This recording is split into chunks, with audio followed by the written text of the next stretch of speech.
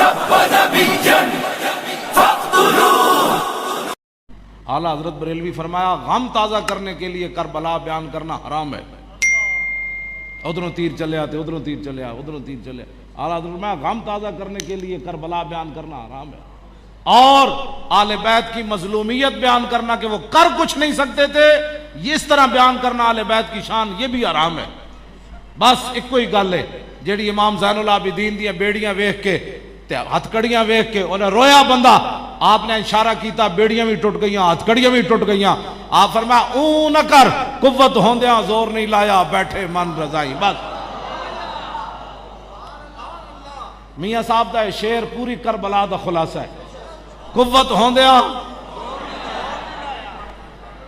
کیوں جی, کی خیال ہے؟ حضرت خواجہ سلطان الہند جدو پرتھوی راج دے تالاب دے کنارے بیٹھے تھے, اتھے بت کھڑا سی ایک بت. آپ نے بت نو فرمایا اے لوٹا بھر لیا. صدیاں بعد جنہ دی نسل چو سلطان الہند بت نو چلا سکتے ہیں, کیوں جی؟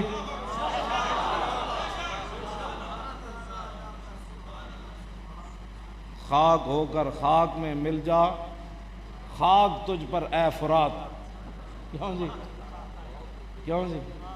حضرت سائی توکل شاہ امبالوی مسیتی دے وچ بہ کے سامنے جناب شاتوت دا درخت تے آپ نے مثال دیتی, فرمایا جنت وچ ایک درخت ہونا ہے جڑا ایڈا وڈا ہونا ہے, 500 سال جنتی اتے تھلے چڑھے گا تے پھر پھل توڑے گا.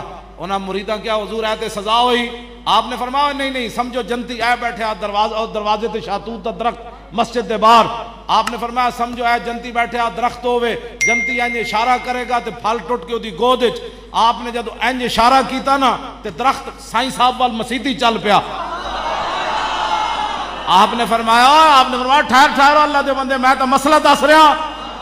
سائیں توکل شاہ امبالوی سید بھی نہ ہوئے, صرف حضور دی غلامی کردیاں اس مقام تے پہنچے ہوئے جس حسین نو حضور اتنے کھلایا ہوئے. لبیک لبیک یا رسول اللہ, لبیک لبیک لبیک یا رسول اللہ, لبیک